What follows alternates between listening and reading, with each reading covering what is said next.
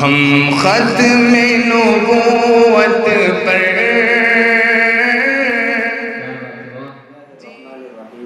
الحمد للہ کفا وسلام علی عبادہ الذین اصطفی اما بعد فاعوذ باللہ من الشیطان الرجیم بسم اللہ الرحمن الرحیم والفجر وليال عشر والشفع والوتر واللیل اذا یسر صدق اللہ العظیم۔ محترم حضرات، سب سے پہلے میں اس بات پر اللہ تعالیٰ کا بہت بہت شکر ادا کرتا ہوں کہ اللہ تعالیٰ نے ہم تمام کو حضور نبی کریم صلی اللہ علیہ وسلم کی امت میں پیدا فرمایا۔ اللہ کے نبی صلی اللہ علیہ وسلم کی امت میں پیدا ہو جانا یہ ہمارے لیے اس طور پر بڑے فخر کی بات ہے کہ آپ صلی اللہ علیہ وسلم کی برکتوں سے جو شریعت مطہرہ ہمیں اور آپ کو دی گئی، اس میں اس امت کو عمر تو بہت کم دی گئی، مگر اس امت کو نیکیاں کرنے کے مواقع بہت زیادہ دیے گئے۔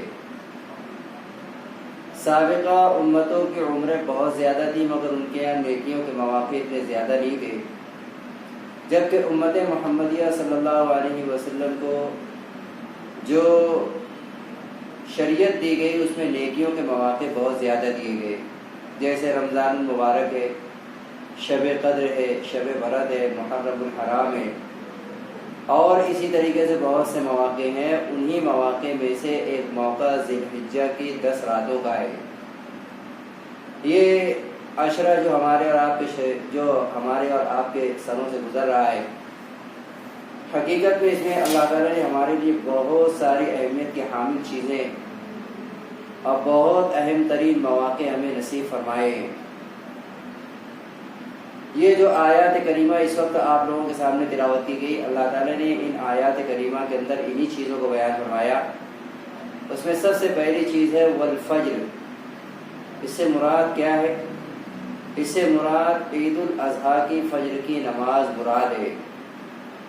دوسری چیز جو اللہ تعالیٰ نے بیان فرمائی ہے وہ یہ کہ ولیال عشر، کہ اور 10 راتوں کی قسم۔ یہ 10 راتیں کیا ہے؟ تو اللہ کے نبی صلی اللہ علیہ وسلم کی ایک حدیث سے یہ بات معلوم ہوتی ہے کہ یہ ذی الحجہ کی شروع کی 10 راتیں ہیں، اور اس میں ہر رات کی عبادت شب قدر کی عبادت کے برابر ہے۔ اور اس کے بعد تیسری چیز اللہ تعالیٰ نے جو بیان فرمائی ہے وہ ہے والشفع والوتر، کہ جفت اور طاق کی قسم۔ تو یہ جفت اور طاق سے مراد کیا ہے؟ تو یہ چیز ہمیں اور آپ کو ذہن نشین رہنا چاہیے کہ کوئی شخص یہ نہ سمجھے کہ اگر شب قدر کی عبادت کے برابر اگر اس میں ثواب ہے تو کوئی شخص جو ہے پہلی، تیسری، 5ویں، 7ویں، 9ویں رات میں عبادت کرے اور بقیہ راتوں میں عبادت نہ کرے۔ یا اسی طریقے سے کوئی شخص یہ بھی نہ سمجھے کہ دوسری، چوتھی، چھٹی، 8ویں، 10ویں رات میں عبادت کرنا ہے اور بقیہ میں نہیں کرنا ہے۔ نہیں، بلکہ حقیقت میں اس میں پہلی، دوسری، تیسری، چوتھی تمام راتوں میں عبادت کرنا ہے، کہ تمام راتوں کا جو تمام راتوں کی عبادت ہے، ہر رات کی عبادت کا ثواب شب قدر کی عبادت کے برابر ہے۔ اسی کے ساتھ ساتھ اللہ تعالیٰ نے 10 راتیں بیان کرنے کے ساتھ خاص طور پر ایک رات کا ذکر کیا واللیل اذا یسر، کہ وہ رات جب وہ آ جائے۔ وہ رات جب آ جائے، اس سے مراد کیا ہے؟ کون سی رات ہے؟ تو 9 ذی الحجہ کا دن مکمل ہو کر 10 ذی الحجہ کا سورج طلوع ہونے سے پہلے درمیانی جو شب ہے، یہ حقیقت میں اس آیت کریمہ کے اندر بیان کی گئی۔ یہ رات بہت زیادہ اہمیت کی حامل ہے۔ اللہ کے نبی صلی اللہ علیہ وسلم کی ایک حدیث میں یہ بات مروی ہے کہ اس رات میں شیطان بہت زیادہ پریشان ہوتا ہے۔ کیوں پریشان ہوتا ہے؟ اس لیے کہ اس رات میں معمولی توجہ کی وجہ سے، اللہ کی طرف متوجہ ہونے کی وجہ سے اللہ تعالیٰ بندوں کے بڑے بڑے گناہوں کو معاف کر دیتا ہے، جو شیطان بہت محنت کر کے بندوں سے کرواتا ہے۔ اس لیے عزیزان گرامی قدر، ان راتوں کی اہمیت کو جان کر ہمیں ان راتوں میں عبادت کا اہتمام کرنا چاہیے۔ ان راتوں میں ادھر ادھر گھومنے پھرنے، جانور دیکھنے اور بیجا وقت گزاری کرنے سے اچھا ہے کہ ان راتوں میں ہم عبادت ریاضت کر کے اپنے رب کو منانے اور اپنے دیگر مسائل کو حل کروانے اور اپنے رب کو راضی کرنے والے اعمال کرنے کی ہم پوری کوشش کریں۔ اگر کوئی شخص پوری رات جاگ کر عبادت نہیں کر سکتا تو کم سے کم درجے میں عشاء اور فجر کی نماز ہم کو جماعت سے ادا کرنے کا اہتمام کرنا چاہیے۔ عشاء اور فجر کی نماز جماعت سے ادا کرنے کا اہتمام اس معنی میں ہم کو کرنا چاہیے کہ حدیث میں آتا ہے کہ جو شخص عشاء اور فجر کی نماز جماعت سے ادا کر لے وہ ایسا ہے جیسے اس نے پوری رات عبادت کی ہو۔ اس لیے کم سے کم درجے میں ہم کو عشاء اور فجر کی نماز ہم کو جماعت سے ادا کرنا چاہیے۔ اسی طریقے سے خاص طور پر جو اس میں فجر بیان کی گئی وہ 10 ذی الحجہ کی عید الاضحیٰ کے دن کی فجر ہے۔ یہ فجر کی نماز ان پانچ اہمیت والی فجروں میں سے ایک ہے جن کے متعلق بہت زیادہ فضیلت بیان کی گئی۔ اس میں سے ایک عید الاضحیٰ کی فجر کی نماز بھی ہے۔ اسی کے ساتھ ساتھ اس کے دنوں کی فضیلت اللہ کے نبی صلی اللہ علیہ وسلم نے یہ بیان فرمائی ہے کہ اس میں ہر دن کا روزہ رمضان کے روزے کے برابر ہے۔ اس لیے جب ہر دن کا روزہ رمضان کے روزے کے برابر ہے تو ہمیں کوشش کرنا چاہیے کہ ہم ان ایام میں روزہ رکھنے کا اہتمام کریں۔ اگر کسی شخص کے رمضان مبارک میں بیماری کی وجہ سے یا کسی اور وجہ سے اگر اس کے روزے چھوٹ گئے ہوں اور اگر وہ اب تک قضا نہ کیا ہو تو اپنے روزوں کی قضا بھی اگر ان ایام میں کر لے گا تب بھی اس کو ذی الحجہ کی فضیلت حاصل ہو جائے گی۔ اسی کے ساتھ ساتھ عرفہ کے دن کے روزہ اللہ کے نبی صلی اللہ علیہ وسلم نے خاص طور پر یہ کہا کہ میں اللہ کی ذات سے امید کرتا ہوں کہ عرفہ کے دن کا روزہ 1 سال کے سابقہ اور 1 سال کے آئندہ گناہوں کا کفارہ ہو جائے گا۔ معلوم یہ ہوا کہ یہ دن کا روزہ کتنی فضیلت کا اور کتنی اہمیت کا حامل ہے کہ 1 سال کے سابقہ اور 1 سال کے آئندہ کے گناہوں کا کفارہ بن رہا ہے۔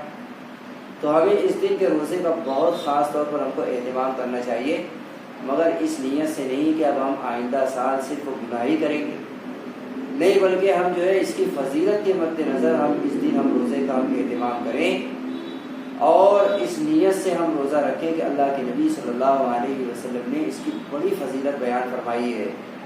اور احادیث مبارکہ میں ایسی جتنی نیکیاں بیان کی گئی جن کے کرنے پر گناہوں کے مٹ جانا بیان کیا گیا، تو اس میں گناہ سے مراد صغیرہ گناہ ہوتے ہیں، کبیرہ گناہ سوائے توبہ کے معاف نہیں ہوتے۔ اسی کے ساتھ ساتھ یہ دن کے روزے اور رات کی عبادت کے ذکر کے بعد عیدین کے جو مسنون اعمال ہیں ان کی طرف توجہ دلائی جاتی ہے، اس لیے کہ یہ سال میں ایک مرتبہ پیش آنے والا موقع ہے۔ عام طور پر ذہن میں نہیں رہتا کہ اس دن کیا کیا اعمال کرنے مسنون ہے۔ عیدین کے مسنون اعمال میں سب سے پہلی چیز یہ ہے کہ عام دنوں کے مقابلے میں تھوڑا سویرے سو کر اٹھنا، یعنی اگر عام دنوں میں ہم اذان فجر پر اگر ہم بیدار ہوتے ہیں تو اس دن آدھا گھنٹہ 1 گھنٹہ پون گھنٹہ پہلے ہم اٹھ جائیں، اور اسی کے ساتھ ساتھ جو ہے فجر کی نماز جماعت کے ساتھ قریب کی مسجد میں جا کر ادا کرنا۔ تیسری چیز یہ ہے کہ غسل کرنا۔ چوتھی چیز یہ ہے کہ اچھے کپڑے زیب تن کرنا۔ پانچویں چیز یہ ہے کہ خوشبو لگانا۔ چھٹی چیز ہے سرما لگانا۔ ساتویں چیز ہے مسواک کرنا۔ آٹھویں چیز ہے نماز عید کے لیے عیدگاہ تشریف لے جانا۔ نویں چیز ہے ناخن تراشنا۔ 10ویں چیز ہے ایک راستے سے جانا دوسرے راستے سے واپس آنا۔ 11ویں چیز ہے کہ تکبیر تشریق پڑھتے ہوئے جانا، تکبیر تشریق پڑھتے ہوئے آنا، اور وہاں نماز عید کی ادائیگی کے بعد خطبہ خاص طور پر سننے کا اہتمام کرنا، سورہ یاسین شریف پڑھنا۔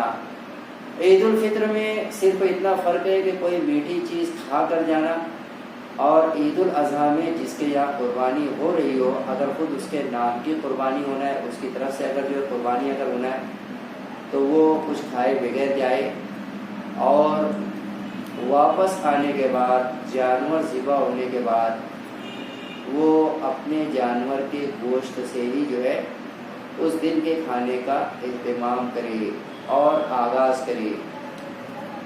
لیکن اس کے ساتھ یہ بات معلوم ہونا چاہیے کہ یہ کوئی فرض یا واجب درجے کی چیز نہیں ہے، بلکہ یہ بھی جو ہے ایک افضل اور مستحب درجے کی چیز ہے۔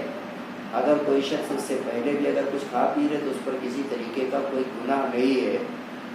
عزیزان گرامی قدر، یہ کچھ چیزیں ایسی جو سال میں ایک مرتبہ پیش آنے والی ہے، ان کی صرف توجہ دلائی گئی تاکہ ہمارا عمل کرنا آسان ہو اور ہم اپنا تہوار سنت کے مطابق ہم ادا کر سکیں۔ اللہ تعالیٰ سے دعا ہے کہ اللہ تعالیٰ ہم تمام کو کہنے سننے سے زیادہ عمل کی توفیق نصیب فرمائے، ہمیں سنت کے موافق اپنی زندگی گزارنے کی ہم کو توفیق نصیب فرمائے۔ وآخر دعوانا الحمدللہ۔